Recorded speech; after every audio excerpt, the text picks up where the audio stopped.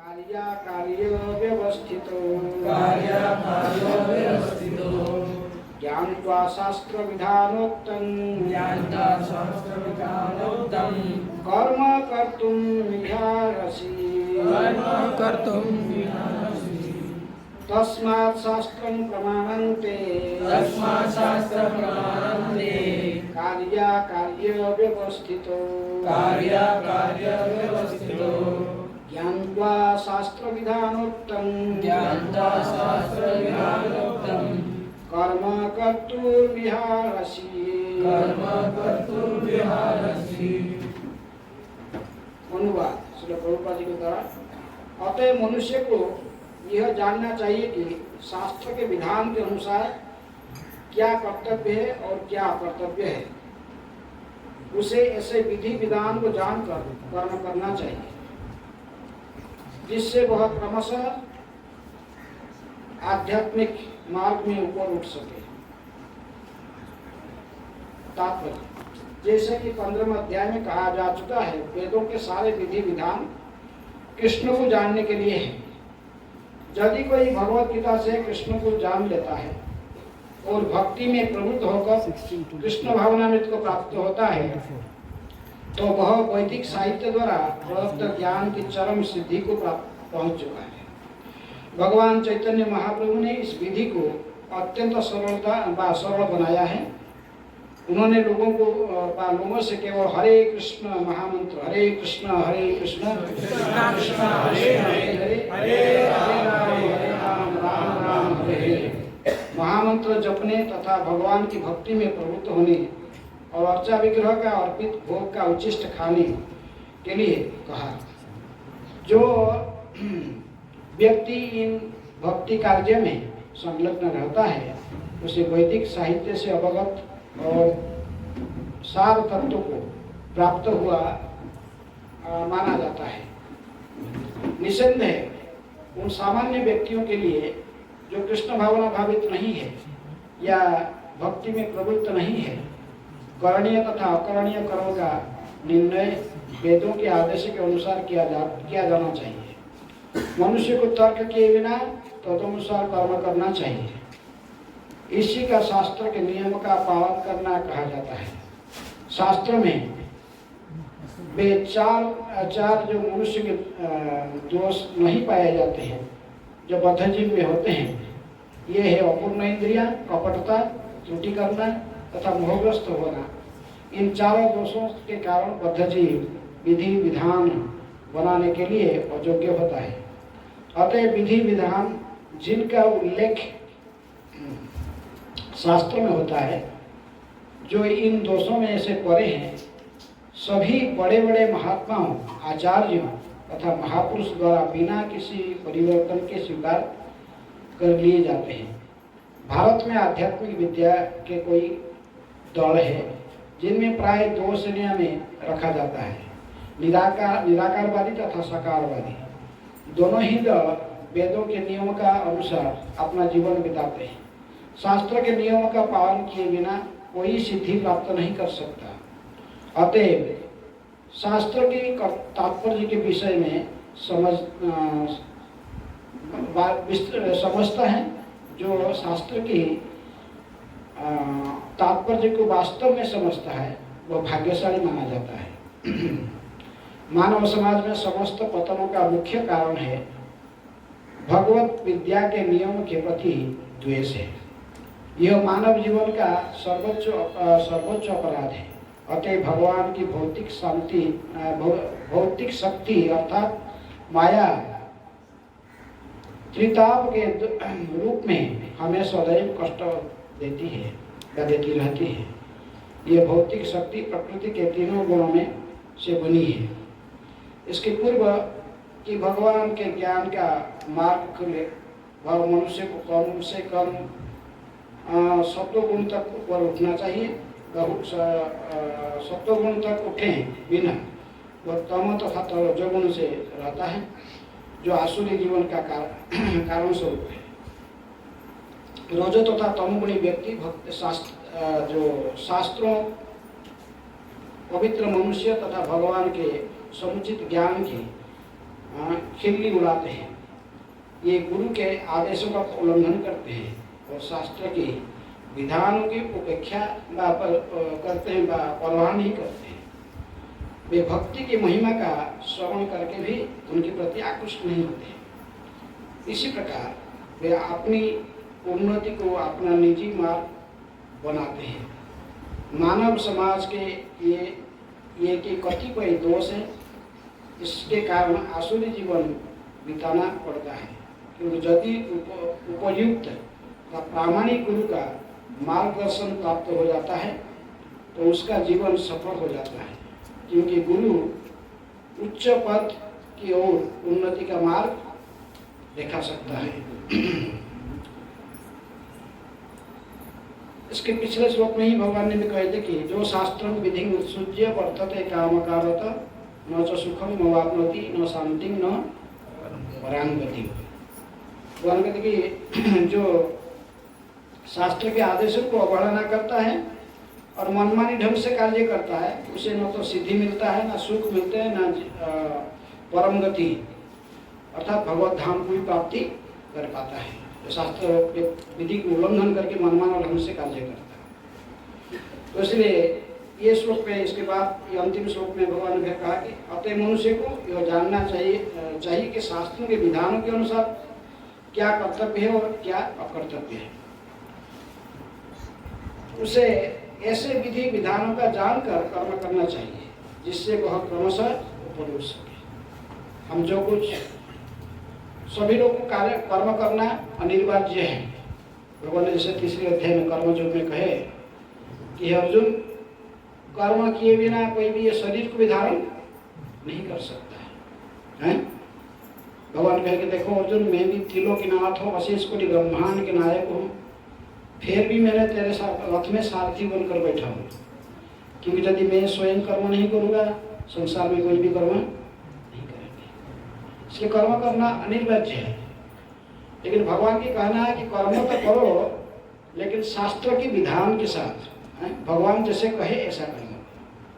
भगवान शास्त्र को निर्देशन दिया है कि चारों वर्ण, चारों आश्रम सनातन धर्म में है, और प्रत्येक धर्म ने प्रत्येक वर्ण और प्रत्येक आश्रम के लोगों को कैसे कर्तव्य करना उचित है, कैसे कर्म करना है, सभी के लिए निर्देशन क्लियर है शास्त्र में। इसलिए शास्त्र की विधि के आधार पर ही हमें कर्म करना चाहिए।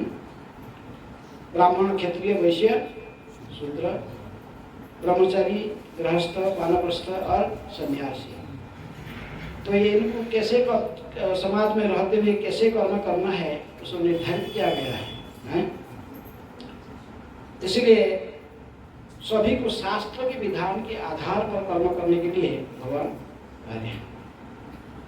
अभी जैसे चल रहा है चतुर्मास्य चल रहा है, अभी हम शास्त्र के विधान के अनुसार चतुर्मास्य चल, अभी क्या चल रहा है? 4 महीने, श्रावण, भाद्रव, आश्विन और कार्तिक, इसको कहते चतुर्मास। 4 महीने, 4 महीने साधु लोग प्राचीन काल में कोई भ्रमण करना छोड़ देते थे, भ्रमण नहीं करते थे, क्योंकि इस समय बहुत बारिश होता है, नदी में से बाढ़ आ जाता है और कई प्रकार के रेस्ट्रिक्शन के कारण, कि उस समय से जो ट्रांसपोर्ट का सुविधा नहीं था, तो लोग एक जगह में रहकर भजन करते थे। 8 महीने भजन करने, 8 महीने प्रचार करते थे और 4 महीने एक जगह, 4 महीने भजन करते थे, 8 महीने प्रचार में ट्रैवलिंग कर प्रचार करते थे। तो शास्त्र के विधान के आधार पर ये सन्यासी के काम है, सदा भ्रमण करना और प्रचार करना है। लेकिन जो गृहस्थ आश्रम में है उनको क्या करना? इनको ही प्रचार करना है, इनको घूमना प्रचार करना कि नहीं है? गृहस्थ का क्या करता है? ब्रह्मचारी तो अपने मंदिर में रहेगा, वो भी मंदिर में रहेगी। मैंने बस आजकल तो ट्रांसपोर्ट की सुविधा हो गई, इसलिए सब प्रचार में भी जाते हैं। और लेकिन जो गृहस्थ है, गृहस्थों को क्या करना है? घर में ही रहना, ठीक है, घर में रहें, तीन आश्रम की सेवा करना है, तीन आश्रम की सेवा करना है।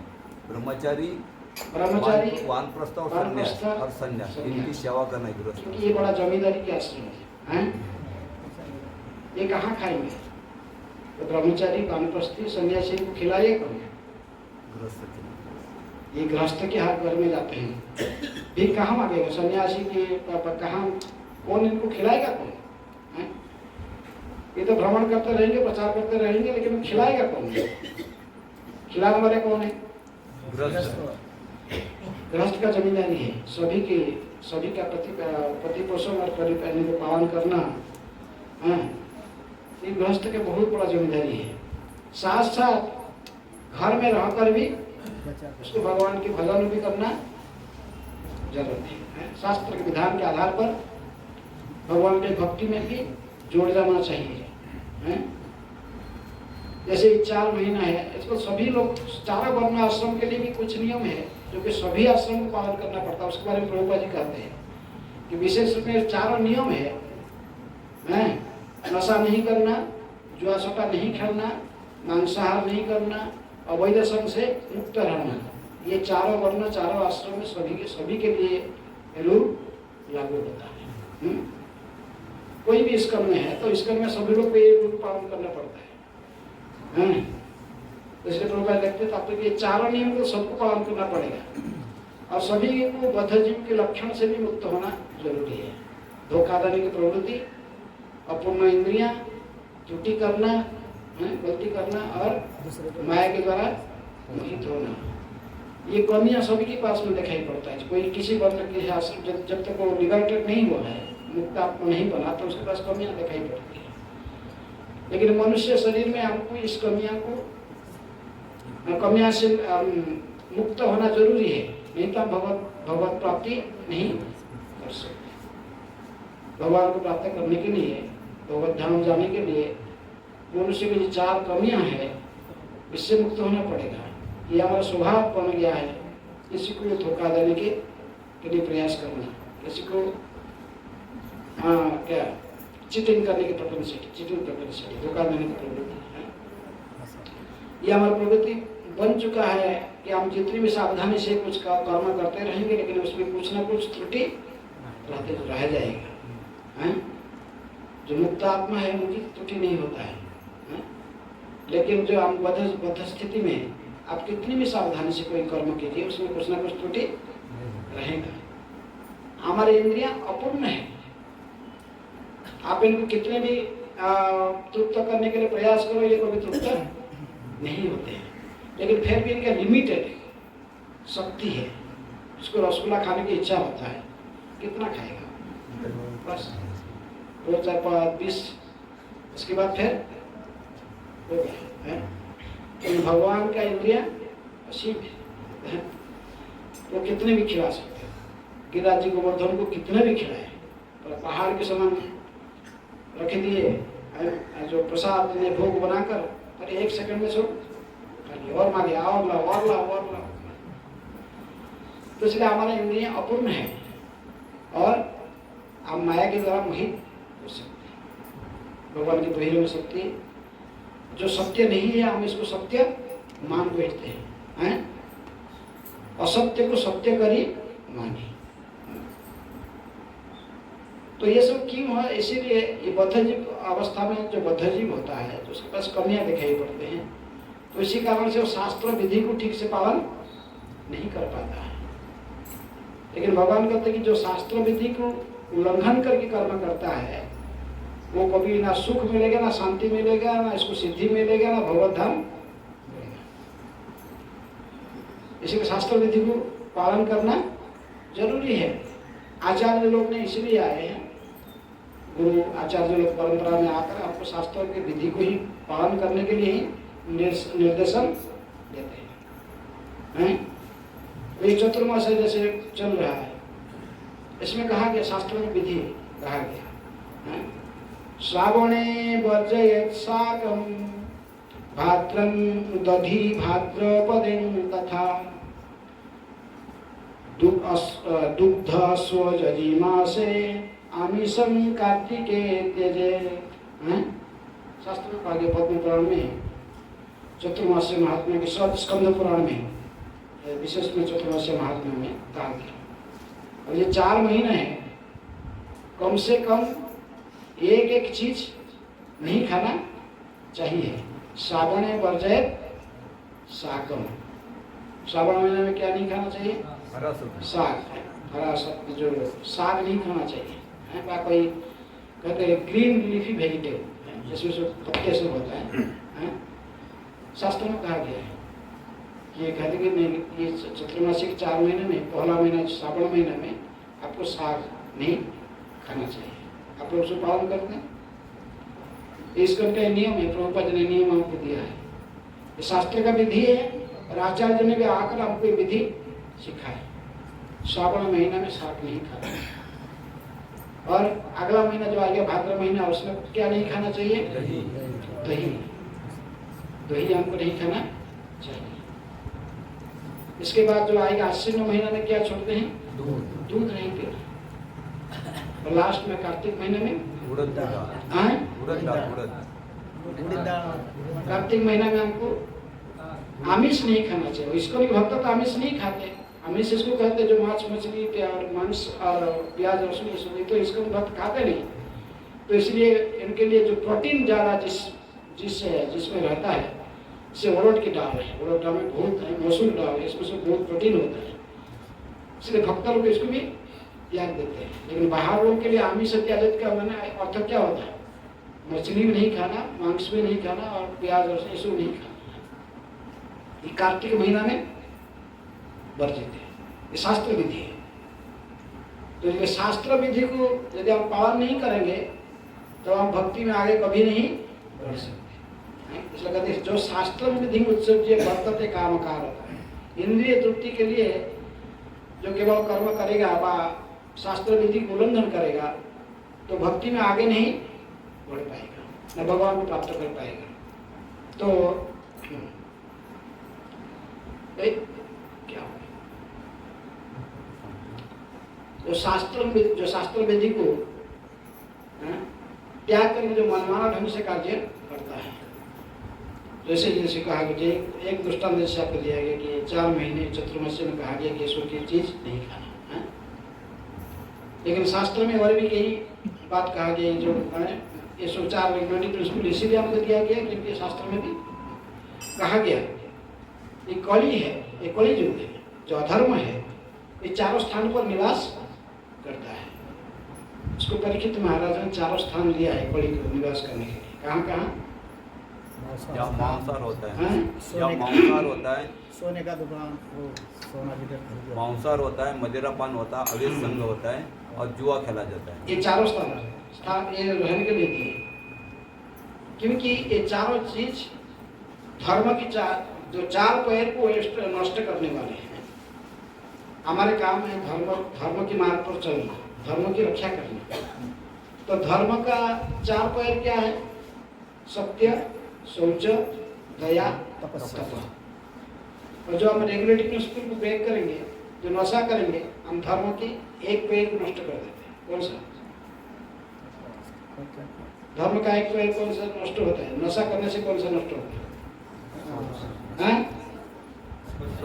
तप। जो नशा करेगा वो तपस्या नहीं, मेडिटेशन कर सकता है? नहीं, ध्यान नहीं कर सकता। ये नहीं कि दारू पी के और बच्चा फूकेगा ध्यान करे भगवान को, ये सब लोग नहीं। इसलिए धर्म की सुरक्षा के लिए शास्त्र कहता है, आचार्य लोग ने भी कहा है साधु, शास्त्र, गुरु।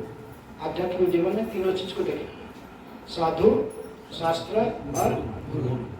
ये तीनों मना करते हैं। शास्त्र भी मना करता है, साधु भी मना करता है, गुरु भी मना करता है। नशा नहीं करना। जो नशा करोगे तभी तुम भगवान की चिंतन नहीं कर पाओगे। ये धर्म के एक पैर को नष्ट कर देता है नशा है। ये तपस्या को नष्ट करता है, तप। जब ये मांसाहार करोगे, निर्दोष जीवों को काटोगे तो इसमें कौन सा धर्म का नष्ट होता है? दया नष्ट हो जाता है। तो जीवन के नृशंस रूप में इनको हत्या करना, तो इससे दया नष्ट हो जाता है। ये धर्म को आपने नष्ट कर दिया। इसको धर्म का वो हानि पहुंचाने में एक हैं, कारण बन जाता है। यदि हम अवैध संग करेंगे, अवैध मैंने पति पत्नी गृहस्थ आश्रम में विवाह यज्ञ के साथ शामिल होकर तो निवास करते हैं गृह में, तो इसको शास्त्र के सम्मत है। लेकिन यदि आप अवैध संग करोगे, हैं, आप किसी शास्त्र यदि फॉलो नहीं करोगे तो कोई दूसरे किसी भी शास्त्र कहता कि नीति शास्त्र कहता कि मातृवत परदारिषु, दूसरे पत्नी को माँ की तरफ देखना चाहिए, अपने पत्नी के सभी बस। लेकिन यदि कोई अपने पत्नी के साथ अपने पत्नी होते तो फिर भी अजामिल की तरफ दूसरे के विषय को शासन में रखेगा, दूसरे जगह में अवैध संग करेगा, तो फिर उसको धर्म का एक पैर को नष्ट करता है। कौन सा पैर? पवित्र नहीं रह पाएगा, कौन से उसके सह सोचता को नष्ट कर देता है। और अंत में यदि जुआ सट्टा खेलेगा तो भी सत्य नष्ट होगा। जुआ सट्टा खेलने वाला सच नहीं है। तो इसलिए ये चारों चीज को हमारे स्कंद में वर्जित है। प्रभुपाद जी ने शास्त्र भी कहा है, हमारे गुरु भी कहते हैं, साधु भी यही बात कहता है कि चारों नियम को पालन करो। यदि भगवत प्राप्ति करना चाहते हो, ये नहीं कि आप चारों नियम को तोड़कर भगवान को प्राप्त कर लोगे, नहीं। चारों नियम को पालन करो। पहले आप धर्म की सुरक्षा करने में व्रत लो। तो इसलिए ये चारों रेगुलेटिव प्रिंसिपल फॉलो करना है। इसके साथ जो युग धर्म है, युग धर्म को भी आचरण करना चाहिए। उसको प्रभुपाद लिखते हैं तात्पर्य प्रारंभ से ही कि चैतन्य महाप्रभु ने आकर युग धर्म हमको सिखाया। भागवत कहता है, भागवत में द्वादश स्कंद भागवत में कहा जाता है, कृते च ध्यायते विष्णु त्रेतयां जजते मुखई द्वापरम परिचर्यायां कलौ तत् हरिकीर्तन। सत्य युग में मनुष्य को भगवत प्राप्ति के लिए क्या करते थे? ध्यान करते थे। त्रेता युग के मनुष्य के लिए कहा गया यज्ञ करना। द्वापर युग के लोगों को कहा गया विग्रह की अर्चना करना। कलि युग के मनुष्य के लिए क्या कहा गया? इसलिए हरे नाम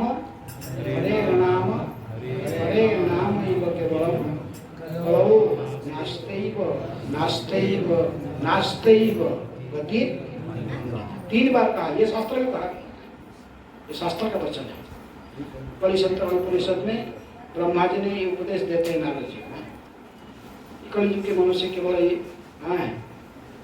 जो कि इति षोडशकं नामना कौमसनासनम ना तो परतरोपाय सर्व वेदेषु उच्यते। सारे वेदों को छीन भीन कर मैं देख लिया, ब्रह्मा जी कहते हैं नारद को कि देखो नारद, कोई दूसरे कलयुग में कोई दूसरे गति नहीं है, दूसरे गति नहीं, एक ही गति है। हरे नाम ही तो केवल इतनी 16 शब्द नाम ये जो 16 शब्द गति सख्य वाले जो मंत्र है, हरे कृष्ण कृष्ण कृष्ण हरे हरे, हरे राम राम हरे हरे। इस मंत्र का यदि कोई जप करेगा, कीर्तन करेगा तो भगवान को प्रसन्न कर सकता है। कलियुग की मनुष्य होते हुए भी भगवान को प्राप्त कर सकता है। शास्त्र विधि, शास्त्र में बताया गया, इसको कोई स्पेकुलेशन करके मात्र नहीं कहा गया। तो इसीलिए इसका जो कुछ शिक्षा आपको दे रहा है, बीच में कोई स्पेकुलेशन नहीं है, कि शास्त्र का बहिर्भूत ज्ञान नहीं है। इसीलिए हमें इस पर प्रभुपाद जी जो नियम बनाए हैं, 4 नियम पालन करना, मॉर्निंग प्रोग्राम सब अटेंड करना है, मॉर्निंग प्रोग्राम अटेंड करना, भागवत कक्षा में बैठकर श्रवण करना, गीता भागवत सुबह भागवतम, शाम को गीता। प्रभुपाद जी ने नियम रखा है। ऐसे यदि हम इन नियम को पालन करेंगे ठीक से, और जैसे भी चतुर्मास्य चल रहा था, चतुर्मास्य के नियम को जितना संभव उसको भी आचरण करना चाहिए। ये प्रभुपाद आपने लगते कि खाली यदि कोई कलिजुग के मनुष्य यदि केवल हरे कृष्ण महामंत्र कहीं शुद्ध भाव से हैं, अपराध स्तर पर 3 स्तर है हरिनाम जपने का, अपराधिक स्तर, फिर आभास स्तर और शुद्ध नाम। यदि कोई आस्ते आस्ते हरिनाम के प्रति भी अपने जो लक्ष्य को केंद्रित करेगा और वो हरे कृष्ण कृष्ण कृष्ण हरे हरे, हरे राम राम राम हरे हरे, इस महामंत्र की जप तथा इस महामंत्र का कीर्तन और इसके प्रचार है, तो उस जीवन को सफल बना सकता है। तो इसलिए हमें कोई बात हम स्पेकुलेशन नहीं करके नहीं कह रहे, ये शास्त्र में जो विधि दिया गया है उसी को बताया जाता है। विशेष रूप में कलियुग में किसका महिमा है? नाम का महिमा है। नाम और नामी दोनों में अंतर नहीं है, नाम और नामी में कोई अंतर नहीं है। कलिकाल है नाम रूपे कृष्ण अवतार, कलिकाल में भगवान अपने दिव्य नाम के रूप में ही अवतरित हुए हैं। तो इसलिए कलियुग के मनुष्य को वो कुछ कर भी नहीं सकते, और करने के लिए प्रयास करेंगे तो उनकी क्योंकि कहावत करता है कि मंदोसु मंदमतयो मंदो भाग्य उपाधित, इनकी मोती अत्यंत कलुषित है। वो कुछ भी करना जाए तो उसके मन में एक साथ में 4-5 चिंतन आता है। एक स्थिर करना बहुत मुश्किल है। मंदसु मंदमतयो, सुमंद सुपरलेटिव डिग्री मतलब मति कलुषित है। इसीलिए कलियुग के मनुष्य अभागे हैं, इतने भाग्यवान नहीं माने जाते, क्योंकि उनकी मति भगवान के चरण में स्थिर नहीं हो पाता है। इसीलिए उनके अल्पायुष, कलियुग में अल्पायुष, प्राय सभी अल्पायुष हैं कलियुग में हैं।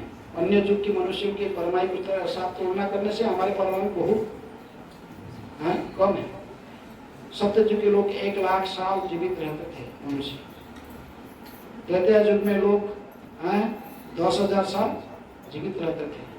10 गुना घट जा रहा है। धर्म के एक जो नष्ट होता तो फिर द्वापर में लोग हजार साल जीवित रहते थे, और कलियुग में सिर्फ कितना 100 साल मुश्किल से। फिर वो जो परफेक्ट 50, 60, 70 आते बस। तो इसलिए कलियुग के मनुष्य कुछ करने के लिए योग्य, यदि वो सत्ययुग के धर्म कहा के था ध्यान करना कहते हमें यज्ञ, द्वापर में विग्रह अर्चना।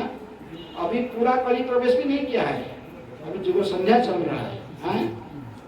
कृष्ण सुधाम उपगते धर्म ज्ञानादिवी सह कलो नष्ट दुषामेश पुराण अर्क अधुना उदित। ये भागवत पुराण की उदय हुआ है जब भगवान ने इस धारा से अंतरहित हो गए, लीला में नित्य लीला में सुधाम में चले गए। भगवान श्री कृष्ण जब लीला को समापन किए तो फिर उनके भगवान श्री कृष्ण के स्थान को पूर्ण करने के लिए, कलि के प्रभाव से हमको बचाने के लिए ये भागवत पुराण का उदय हुआ, श्रीमद् भागवत की उदय हुआ। ये भगवान का साहित्य अवतार इसलिए माना जाता है। लेकिन ये भागवत में खाली पढ़ने नहीं, भागवत में पढ़ना और भागवत के जो शिक्षा को जीवन में उतारने के लिए प्रयास करना है। भागवत में हमको यही बताता है, ओ दोष निधे राजन अस्ति ही एक महान गुण कीर्तनादेव कृष्णस्य मुक्त संग परं व्रजे। कहते हे राजा परीक्षित, ये कलियुग जो है ये दोषो निधि, ये दोष का निधि का था सागर, समुद्र, दोषों के समुद्र है। इसमें कोई अच्छा गुण दिखाई नहीं देता है। करो दोष निधे राजा, लेकिन हे राजा एक महान गुण लेकिन है कलियुग के मनुष्य के पास, भगवान ने दिया है।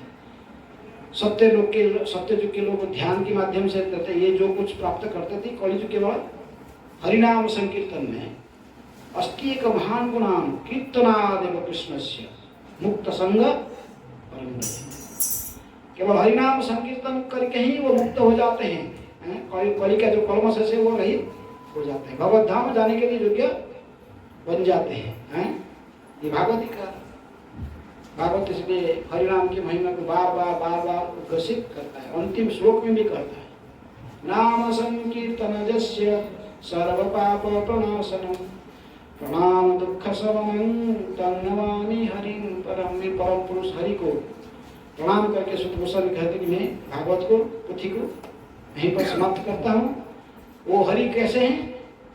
नाम संकीर्तन जैसे, जिनके नाम संकीर्तन करने से प्राणी समस्त प्रकार की कौमस से रहित हो जाता है? नाम संकीर्तन जैसे सर्व पाप प्रणाशनम, सभी प्रकार के कौमस से मुक्त हो जाता है। चैतन्य महाप्रभु हमको यही शिक्षा दिए हैं प्रभुपाद जी कहते शास्त्र के आधार पर। चैतन्य महाप्रभु ने ये बात को भगवान स्वयं अवतरित होकर चैतन्य महाप्रभु के रूप में कहा, उसी बात को शास्त्र भी कहा, उसी शास्त्र के उसी को हमारे गुरुदेव परंपरा में जैसे हमारा इसका वर्तमान आचार्य श्रील प्रभुपाद जी ने भी कहा हरिनाम संकीर्तन केवल कलियुग के लिए और कोई उपाय नहीं है। एक बंगाल के एक राजा था, वो पूरा बंगाल के राजा था सुबुद्धि राय, एक हिंदू व्यक्ति क्षत्रिय परिवार का वो बस राजा था पूरे बंगाल के।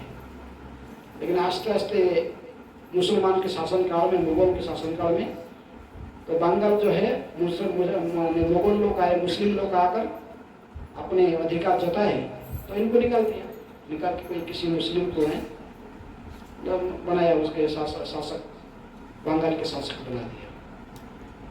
लेकिन जो शासक बनाया वो पहले ये सुबुद्धि राय जो राजा था बंगाल का, तो उसके अंडर में काम करता था। तो लेकिन जो उसको मुसलमान लोग हिंदू राजा को हटाकर तो उसको फिर बुला के लेकर उसी को बैठा दिया राजा पद में, बादशाह उसको बना दिया। तो लेकिन वो फिर भी सुबुद्धि राय को बोला ये मेरे पहले का मेरा मालिक था, तो ठीक है कम से कम उसको भी इनवाइट किया कि कम से कम तो आप भी मेरी मंत्रिसभा में मेरे उपदेष्टा के रूप में रहो, शासन कर रहा। लेकिन उसकी जो पत्नी था मुस्लिम का जो बादशाह का पत्नी था बेगम, उन्होंने एक दिन ऐसे ही देखते देखते देख रहा था जो सब अपने ड्रेस को उतार कर बाथरूम में जा रहा था, तो वो देखा कि पीठ में एक दाग, पीठ में दाग है। तो बोला कि हैं आपके पीठ में दाग कैसा आया है? तो उन्होंने कहा कि ये जो अभी जो ध्यान सुबुद्धि राय जो देख रहे मेरे उपदेष्टा के रूप में इधर है सभा में, तो उसने पहले बंगाल के राजा था और मैं उसकी अंडर में एक नौकर था। तो एक बार मुझे एक काम दिया था, एक बड़ा बड़े हृद को खुदाई करने के लिए, जलाशय खुदाई करने के लिए दायित्व दिया था मुझे इंचार्ज। लेकिन मैं उसमें अवहेलना करता, थोड़ा लेजी काम न करके लेजी समय बिता रहा था। तो इन्होंने एक बार वेरिफिकेशन करने के लिए गया, देखा कि मैं सोया मैंने ऐसा ही मदिरा पीता हूँ और गलत काम में लगा हूँ, इसीलिए उन्होंने चाबुक में मुझे पिटाई किया था। वो दाग इधर है, वही दाग है। तो उसके बेगम कहा कि अच्छा ये तो आपको पिटाई किया था, मारा था ये, तो अभी तो आप तो बादशाह बन गए, वो तो आपका नौकर है, अभी आप इसको उसको मार दो, उसको मार डालना चाहिए, उसको पिटाई करना चाहिए सबके सामने ही चाबुक में। तो उन्होंने कहा बादशाह कहा कि नहीं, हुसैन साहब जो कहा नहीं नहीं वो तो मेरे पिता के समान है, उन्होंने मुझे ठंडा करके अभी योग्य बनाया तभी तो मैं बादशाह बना, ये काम नहीं कर सकता, मैं उसको कैसे पिटाई कर सकता। तो बोला यदि आप यदि उसको पिटाई नहीं करोगे तो मैं जहर खा के मर जाऊंगी। इसको यदि पिटाई नहीं करोगे, यदि शास्त्री नहीं दोगे, जान से नहीं मारोगे, कम से कम इसके जाति ले लो, इसको हिंदू धर्म से कन्वर्ट कर दो। किसमें? मुसलमान। तो बोला भाई उन दिनों में मुसलमान बनाने के कोई कठिन काम नहीं था। मुसलमान बनाने के लिए क्या करना पड़ता, थोड़ा सा कोई पानी ऐसे जो पानी गिलास में पी रहा वही पानी से थोड़ा लेकर उसका छिड़क देगा तो बड़ा कुछ है मुसलमान। आजकल ऐसे नहीं समाज में कि उस समय समाज में फर्क। तो उसके दरबार में बैठा था बादशाह हुसैन साहब बैठा था, उसके बाजू में उसके प्रधानमंत्री उपदेश दे रहा था उसको, तो इसलिए उपदेष्टा के रूप में बैठा है, एडवाइजर के रूप में। तो उस दिन हुसैन साहब तो पानी पिया ऐसे गिलास में पी रहा था, तो उसी पानी में थोड़ा हाथ में लिया और उसका पैर छिड़क दिया। तो समझ गए हैं कि अपना झूठा पानी मेरे ऊपर डाल दिया है, अर्थात तो वो मुझे क्या बना दिया, मुसलमान बना दिया। तो उस दिन जो घर में गया, घर वाले अलाउ नहीं किया, नहीं तो मुसलमान बन चुके हो। हमारे घर में अभी हिंदू परिवार में घुस नहीं सकते हैं। बेचारा बड़ा दुखी बाबा, करूँ क्या अभी, मैं क्यों उसका नौकरी स्वीकार किया, फिर मुझे ऐसा अभी तो हिंदू समाज में, तो इसलिए वो पंडित लोग की सलाह दिया कि मैं दोबारा कैसे हिंदू समाज में आऊँगा। तो बनारस आया, बनारस में पंडित लोग बहुत रहते थे, तो सलाह दिया। कुछ लोग कहे कि देखो तुम्हारा प्राश्चित है नहीं, मुसलमान की छोटा पानी तुम्हारे पर पड़ा तो मुसलमान ही बन गया। तुम ये करो कि उगला हुआ घी पी के सभी को त्याग देना चाहिए है। गंगा में जाके गंगा पानी में खड़ा होकर उगला हुआ घी पियो और बस। दूसरे लोग बोला कि नहीं, और कुछ कर्मकांड यज्ञ बोले कि इतने करो, इतने मैंने इतने लाखों रुपया खर्च करने की सब हिसाब, सब लिस्ट बना दिया, इतने घी इतने में जाओ, इतने ब्राह्मण को दक्षिणा देना, ये करना, सब इतने ब्राह्मण भोजन करो, सब लिस्ट दी। ऐसे 10-12 ग्रुप आए और सभी लोग अलग अलग उसका समाधान करने लगे। तो उस समय चैतन्य महाप्रभु स्वयं भी वहाँ रहते थे। तो उनके पास में फिर सुबुधीरा एक दिन जाकर एकांत में अकेले जाकर उनके चरण में गिरा और रोते रोते अपनी स्थिति को सारा बताया, क्या करना चाहिए। चैतन्य महाप्रभु ने उसको कहा, ये सब कुछ भी नहीं करना, इस कलियुग में ऐसा सब प्रायश्चित नहीं है। ऐसे कलियुग मनुष्य के लिए प्रायश्चित होने का एक ही विधि है, हरे नाम हरे नाम नास्तेव नास्तेव नास्तेव गति। चैतन्य महाप्रभु ने कहा कि नहीं, तुम वृंदावन चले जाओ और प्रत्येक दिन वृंदावन में रहकर बस वहाँ भजन करो, जो मिलता है भगवत इच्छा से बस भोजन खाओ और हरिनाम का प्रचार। जारे देखो तारे कह कृष्णोपदेश हमारा आज्ञा ये गुरु हया तारो ही देश। ये उपदेश चैतन्य महाप्रभु ने किसको दिया था? ये श्लोक किसके लिए, किसी को कहा था पार्टिकुलरली? चैतन्य महाप्रभु ये श्लोक किसको कहे थे? जारे देखो तारे कहो कृष्ण उपदेश हमारा आज्ञा ये गुरु हया तारो ही देश। किसको कहते हैं? जब दक्षिण भारत की गस्त में चैतन्य महाप्रभु जा रहे थे तो उन्होंने कुर्म ब्राह्मण को, कुर्म क्षेत्र ब्राह्मण को मिले थे। एक ब्राह्मण के परिवार में रुके, वो इन्वाइट करके महाप्रभु को रखा अपने घर में, भोजन कराया। तो उसके घर से फिर जब अन्य स्थान के प्रचार में आगे जाने के लिए वो महाप्रभु चाहते थे आगे जाने के लिए, वो बोला मैं भी आपके साथ में चलूंगा। वो भी घर बार छोड़ के, परिवार छोड़कर महाप्रभु के पीछे साथ में जाना चाहता। रोज आ रहा, नहीं मैं आपके पीछे को सहन नहीं कर पाऊंगा, मैं आपके साथ ही चलूंगा। तो चैतन्य महाप्रभु तभी ये श्लोक कहे थे,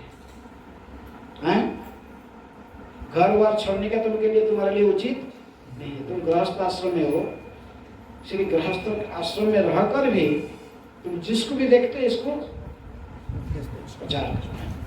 जा रहे देखो तारे कह कृष्णोपदेश।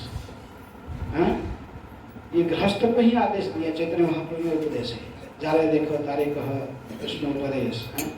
यही मेरा आज्ञा है, कृष्ण का उपदेश भगवत गीता को पढ़ो और भगवत गीता की शिक्षा को तुम स्वयं आचरण करो और दूसरों को भी आचरण करने के लिए बोलो। दूसरों को भी भगवत गीता का प्रचार करो, दूसरों को भी तुम भी हरिनाम करो और हरिनाम प्रचार करने के दूसरों को भी प्रचार करो। इसलिए सुबुधिराय के हमने जो सुबुधिराय की घटना से वहाँ पर शिक्षा मिला के इस कलियुग में हमारे जितने प्रकार के जो कर्म करते हैं, कर्मबंधन से मुक्त होने के लिए, सारे पापों की प्रतिक्रिया से स्वयं को मुक्त करने के लिए क्या उपाय है? हरिनाम संकीर्तन। इसके अलावा दूसरे कोई उपाय नहीं है। कर्म कांड विधि, ज्ञान कांड विधि, ये सब शास्त्र सम्मत नहीं कि आपको भगवत धाम पहुंचाने के लिए सहायता करेगा। इसलिए नरोत्तम दास ठाकुर हमारे संप्रदाय के आचार्य हैं, कहते कि कर्मकांड, ज्ञानकांड, सकली विषय भांड, ये 20 का बर्तन जो पात्र में भर के रखी दिया गया कि जहर भर के जैसा रखा हुआ है। क्योंकि कर्मकांड करके लोग केवल इंद्रिय तृप्ति के साधन को प्राप्त करते हैं। कर्मकांड हमको भगवत धाम पहुंचाने के लिए सहायता नहीं करेगा। ज्ञान कांड भी ज्ञान के मार्ग में, जैसे मायावादी लोग नहीं, हम ब्रह्मस्मि है, तो हम जानते कि हम शरीर नहीं है, हम ब्रह्म है, लेकिन भगवान को एक व्यक्ति रूप में स्वीकार नहीं करते हैं। इसलिए वैकुंठ तो वैकुंठ में प्रवेश करने के लिए उनका भी अधिकार नहीं है। वो साधु जीव मुक्ति ब्रह्म तेज में लीन होना चाहते हैं। तो इसलिए यदि भक्ति करना है तो केवल भगवान का ही भक्ति योग है कि हमारा धन है। भक्ति योग धन, हमारा संपत्ति क्या है? भगवान की भक्ति योग। जो भक्ति योग का अर्थ हमारा समस्त इंद्रियों को इंद्रिय के स्वामी भगवान की सेवा में लगाना है। सर्वोपाधि विनिर्मुक्त तत्परतन निर्मलम ऋषि के सेवनम भक्ति उच्यते। ऋषि का अर्थात इंद्रियां, हमारे समस्त इंद्रियों को इंद्रिय के स्वामी भगवान श्री कृष्ण की सेवा में लगाना, इसको कहते भक्ति। इसलिए भक्ति करने के लिए हमको कोई वर्ण आश्रम, कोई आश्रम चयन करना, वर्ण चाहिए, ऐसे कोई आवश्यकता नहीं है। भक्ति कोई भी कर सकता है। भगवान गीता में कहते कि माम ही पार्थ विपासित्य स्तेय विषु पापजो नय स्त्रिय वैश्य तथा शूद्र ते पीड़ांति परम गतिम। कहते मेरे को आश्रय करके समाज के सबसे पतित श्रेणी के लोग भी, स्त्री वैश्य शूद्र, कोई भी मेरे भक्ति करके मेरे धाम को प्राप्त कर सकता है। कलि युग का भक्ति का अर्थ हरिनाम संकीर्तन। कलि युग के मनुष्य हरिनाम संकीर्तन करके, हरिनाम का जप करके स्वयं को शुद्ध बनाएंगे और हरिनाम की संकीर्तन करके दूसरों को प्रचार करेंगे। यही साधु शास्त्र और गुरु के निर्देशन है।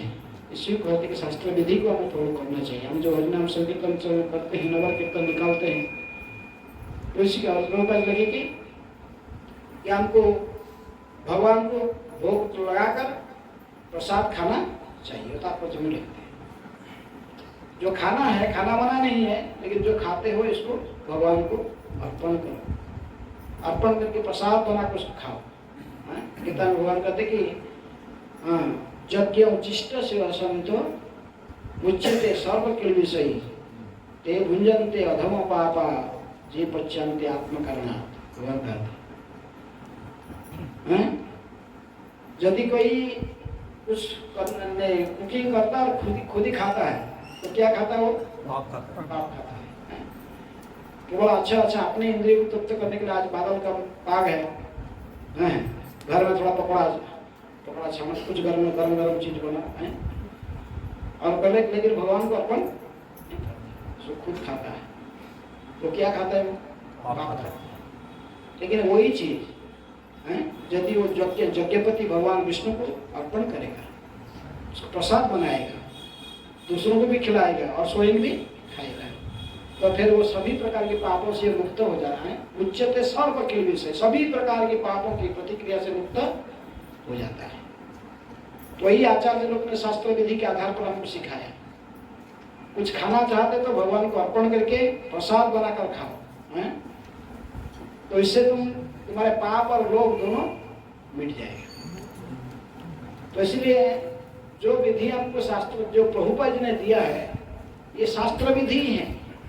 शास्त्र के कुछ बाहर कोई चीज प्रभुपाद ने हमको नहीं सिखाया।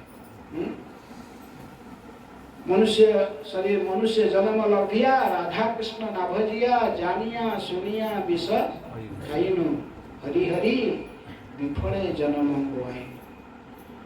जो मनुष्य शरीर मिला है, हमारा उद्देश्य है राधा कृष्ण की भजन करना।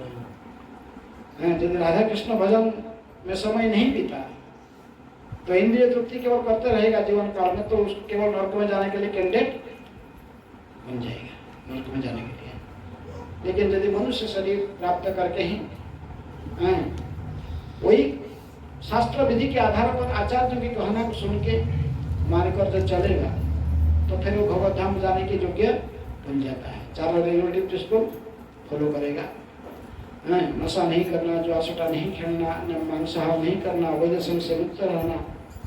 और जैसे आचार्य लोग ने शास्त्र विधि के आधार पर काम से नियम दिया है, सुबह उठना, मंगल आरती में जैन करना, मॉर्निंग आवर में 16 माला जप कर लेना, फिर गुरु की वंदना डेली गाना गुरु है, फिर भागवत की कक्षा, फिर भगवान श्री कृष्ण की के लिए कुछ सेवा भी करना है, कुछ सेवा भी करना तथा प्रचार भी करना। तो इसी प्रकार यदि हम शास्त्र विधि के आधार पर जीवन को बिताएंगे तो फिर हम भगवत धाम जाने की योग्य बन जाएंगे। मनुष्य जीवन का यही लक्ष्य है। क्या लक्ष्य है? भगवत धाम जाना। भगवत धाम जाना, बैक टू भगवत धाम को लौट चलो। क्योंकि जन्म ये जो भौतिक संसार है ये हमारा असली घर नहीं है, ये हमारा असली घर नहीं, ये जेल है। ये जेल में जन्म मृत्यु की दीवार बना हुआ है। ये दीवार को कोई क्रॉस अभी तक कोई नहीं किया, ना कोई करने में समर्थ है। जाता से ही ध्रुव मृत्यु, और कोई सत्य है नहीं है, लेकिन एक सत्य तो निश्चित है, एक दिन शरीर को स्वीकार किया है, एक दिन शरीर को त्यागना पड़ेगा। लेकिन जब तक शरीर में है तो जैसे शास्त्र विधि, शास्त्र जैसे कहा, भगवान ने जैसे कहे, गुरु जैसे कहा, साधु जैसे कहा, उसी आधार पर जीवन को निर्वाह करना उचित है।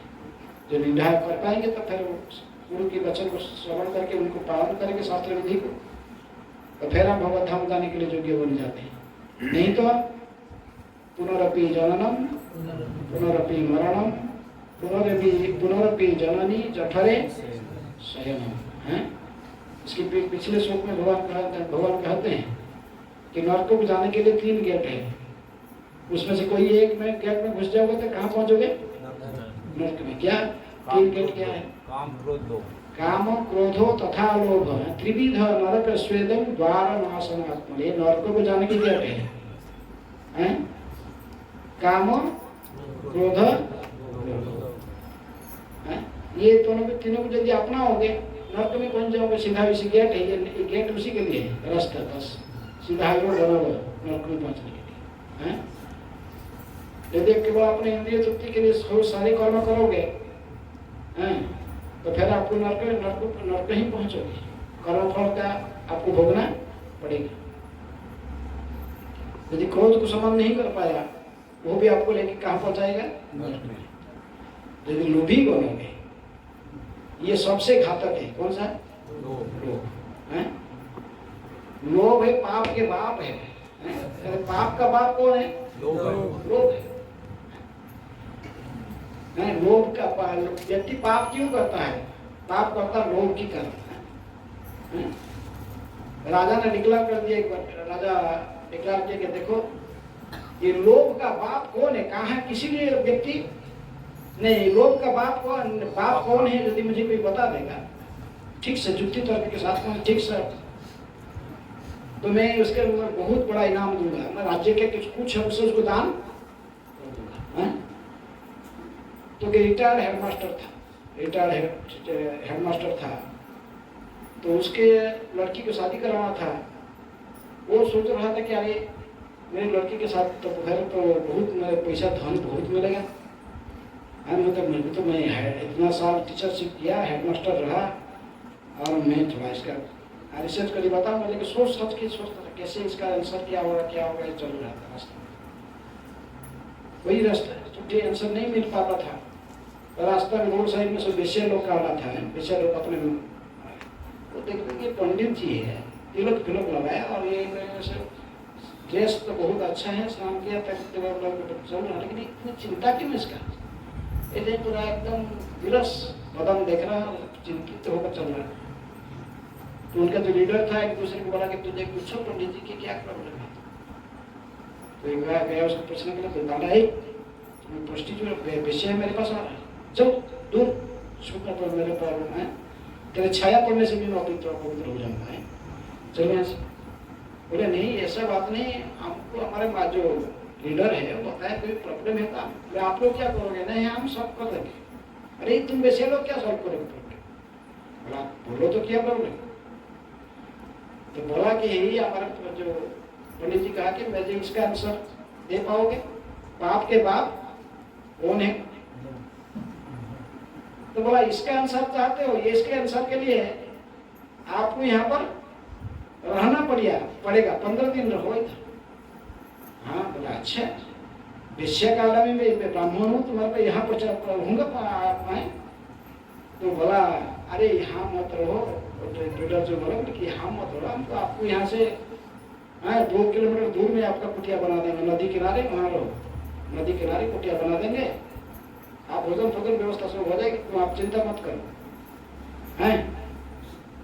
तो उससे राजी हुआ, बोला अच्छा इसका आंसर हो जाएगी, दे दोगे ना? हाँ पूरा आपको बता देते।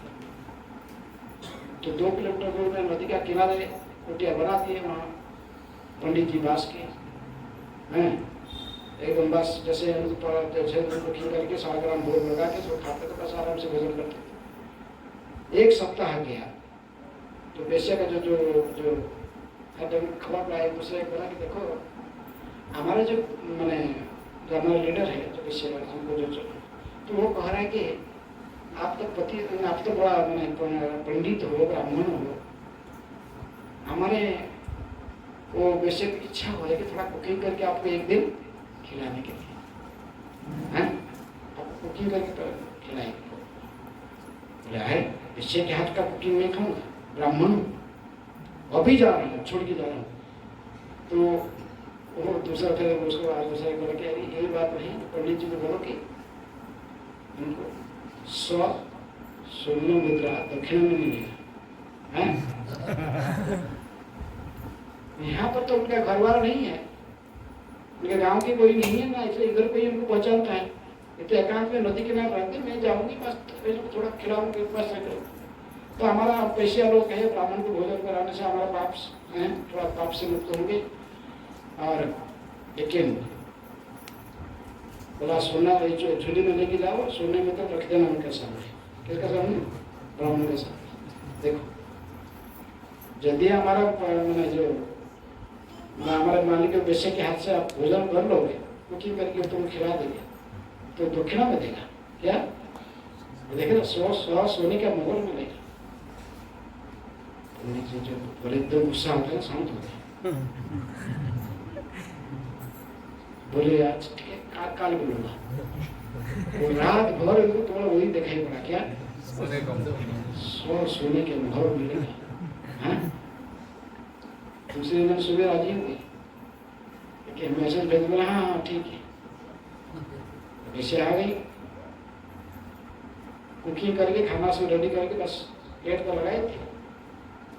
पंडित जी के सामने प्लेट रखे, लेकिन पंडित जी का अपने स्नान पान कर मतलब बैठ के खाने के लिए बैठ गए, प्लेट को उठा के लगे।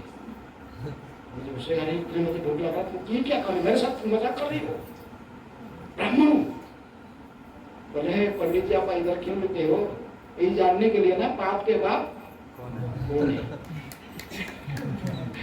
पाप के बाप कौन है पता चलता ना अभी है? आपके सदाचारी ब्राह्मण है, शास्त्रों की जानता हो, सब कुछ जानते हो, शास्त्र विधि विधान सब कुछ आपको पता है, वेद वेदांत सब कुछ जानते हो हैं? आप जानते हैं वैश्य के हाथ में कभी भी ब्राह्मण को नहीं खाना चाहिए। और अभी आप कैसे राजी हो गए हैं? जो आप खाली बताए कि एकांत में मैं इतना दूंगा, ये सोना खा, तो आप किसी को पहले तो मना कर, किस बल से ये राजी कैसे हो गए मेरे हाथ में खाने के लिए? सोने का मोहर के लोभ में है, इसलिए इतना पाप कर्म करने के लिए आप तैयार हो गए, वैश्य के हाथ से खाने के लिए तैयार हो गए। किसके कारण? लोभ के कारण है। आपको सोने का मोहर का लोभ चढ़ गया है। अभी आपको समझ में आ रहा है पाप किस लिए लोग करता है? लोभ के कारण पाप करता है। पंडित जी जाकर आंसर दे दिए राजा को बोले तो इसलिए ये भी नर्क का गेट है। लोभी बनना, जो लोभी बनता है कभी संतोष नहीं रहता है। सब समय सोचते कि आज लाखों रुपए, आज कुछ मिला, एक महीना में इतनी इनकम हुआ, अगला महीना में इसका दुगना होना चाहिए, नेक्स्ट और दुगना होना चाहिए, हैं? लेकिन वो करेगा क्या? हैं? मुट्ठी बांध कर आए बंदे, हाथ पसार कर जाएगा। कुछ लाया ना, कुछ लेके जाएगा, हैं? और धन इकट्ठी करते रहेगा, क्या होगा उसके बाद? पाप की उपाय से धन को इकट्ठी करने के लिए आपको कई प्रकार के पाप कर्म, कई कपटता करना पड़ता है, कई झूठ बोलना पड़ता है? तो इसलिए ये पाप के पाप है। लोभी नहीं बनना। अब जितने जरूरत है, ईशावास्यम इदम सर्वम जत्किंच्या जगत्याम जगत तेन त्यक्तेन भुंजिता मां विध कस्य सिद्ध। वेद के निर्देश है। ये सारे संपत्ति किसका है? भगवान का है। उनकी पत्नी है कौन? श्रीदेवी लक्ष्मी। सारे संपत्ति भगवान का है। और इन्होंने तुम्हारे पाप, जैसे प्रारब्ध पूर्व जन्म जैसा कर्म किया था, उसके आधार पर कुछ तुमको इस जन्म में दिया है तुम्हारे भोग के लिए, तो उसी में संतोष रहो। तुमको 2 रोटी और 1 पाव दूध और थोड़ा सब्जी खाना है, तुमको इतना धन इकट्ठी करने का क्या आवश्यकता है? जो समय मिला है तो उसको कैसा उपयोग करना है? हरे कृष्णा कृष्णा कृष्णा हरे हरे, हरे राम राम राम हरे हरे। भगवान की भक्ति के लिए समय रखो, थोड़ा भजन के लिए भी समय रखो। कोई किसी का नहीं है। तुम्हारा धन किसी भी काम में नहीं आएगा, हैं? अंत समय में सब छोड़ के जाओ, हैं? इसलिए हमारे वैष्णव कवि हैं, कहते हैं, भजहु रे मन श्री नंदन नंदन अभय चरणार बिंद रे। भजहु रे मन श्री नंदन नंदन अभय चरणार बिंद रे। दुर्लभ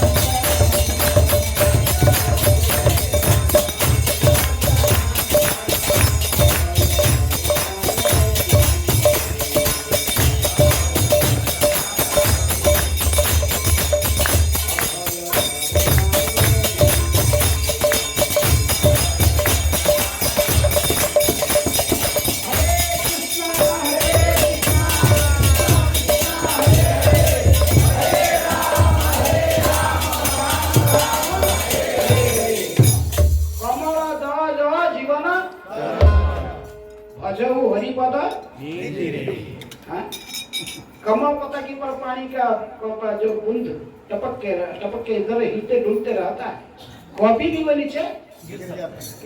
हमारा जीवन वैसा ही। कोई गारंटी नहीं है, कौन कितना दिन ये शरीर के अंदर साथ रहेगा हैं?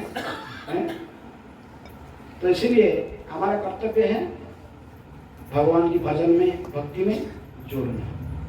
प्रहलाद महाराज कहे कि कौमारे आचरत प्राज्ञ धर्मान भागवत ही दुर्लभ मानुष जन्म जगजित अध्रुवम। बचपन से ही मैंने 5 साल उम्र से ही भगवान की भक्ति करना शुरू कर देना चाहिए। प्रहलाद महाराज कहते वो तो माँ की गर्भ से ही स्टार्ट करते हैं। तो इसलिए प्रभुपाद जी ने आपको एक संस्था बना के दिया है, अंतर्राष्ट्रीय कृष्ण भगवान संघ। और जैसे भगवान कहते कि शास्त्र विधि के आधार पर कर्म करने से व्यक्ति फिर भगवत धाम जाने के योग्य बनता है। तो शास्त्र विधि के आधार पर इस कर्म के सारे प्रिंसिपल बना हुआ है, साधु शास्त्र गुरु के निर्देशों के आधार पर।